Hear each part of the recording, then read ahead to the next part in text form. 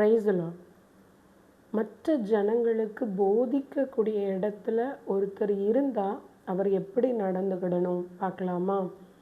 மத்தேயு 5ஆம் அதிகாரம் 19ஆம் வசனம். இதில் இயேசு கிறிஸ்துவை சொல்லுவாங்க, இந்த கட்டளைகளை எல்லாம் கை கொண்டு அவைகளின்படி போதிக்கிறவனே பரலோக ராஜ்யத்தில் பெரியவனாய் இருப்பான். இதில் சிறிதாகிலும் ஒன்றை மீறி அவ்விதமாய் போதிக்கிறவன் அப்படின்னு சொல்லிட்டு ஏசப்பா அநேக காரியங்களை சொல்லுவாங்க. மத்தேயு 5:19 வசனத்திற்கு பின்பதாக வாசிக்க ஆரம்பித்து மத்தேயு 7:12 வரைக்கும் வாசித்தீங்கன்னா எப்படி எப்படி நடந்துக்கணும் அப்படின்றத ஏசப்பா தெளிவாக சொல்லியிருப்பாங்க.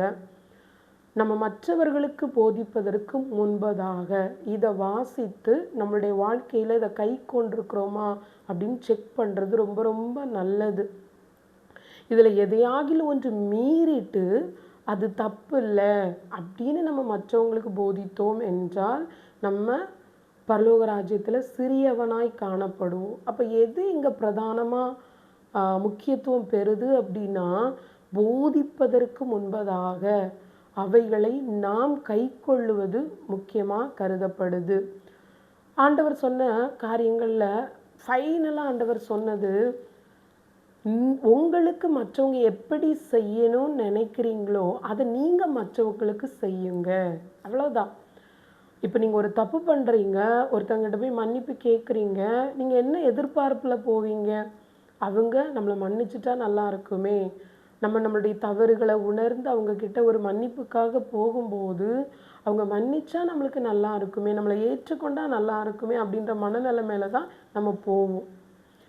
நான் எப்படி நினைக்கிறேனோ, மற்றவங்க எனக்கு எதை செய்யணும்னு நான் எதிர்பார்க்குறேனோ நானும் மற்றவர்களுக்கு அதை செய்யணும். ஒருத்தங்க என்னுடைய காரியத்தில் தவறி என்கிட்ட மன்னிப்பு கேட்கும்போது நானும் விசாலமான இருதயத்தோடு அவங்கள மன்னிக்கணும். அதே மாதிரி நான் ஒருத்தங்கக்கிட்ட ஒரு உதவி கேட்குறேன், நான் என்ன எதிர்பார்ப்போடு போவேன்? உதவி கேட்டால் செய்வாங்க அப்படின்னு போகும்போது அதே மாதிரி தான் மற்றவங்க என்னிடத்துல வரும்போது நானும் அதே மனநிலைமையில் இருக்கணும். அதுதான் ஆண்டவர் சொல்கிறாரு. மத்தேயு 7:12 எடுத்து வாசித்தோம் அப்படின்னா,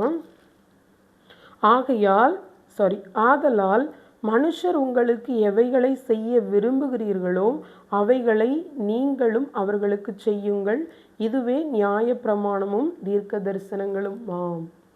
ஸோ இதுலேயே எல்லாம் கம்ப்ளீட் ஆகிடுதுங்க. கர்த்தருக்கே மகிமை உண்டாகட்டும்.